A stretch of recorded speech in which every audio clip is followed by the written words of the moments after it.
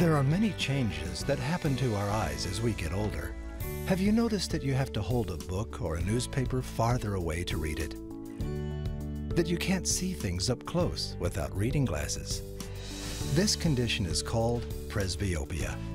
What that means is your natural lens is losing its ability to focus on near objects. Much like adjusting the focus on a camera, in a healthy eye, the lens flexes and changes shape to properly focus on objects at different distances. But as your eyes age, the lenses in your eyes lose their flexibility.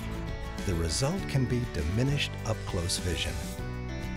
Wouldn't it be great if there was a way to correct presbyopia as well as cataracts at the same time?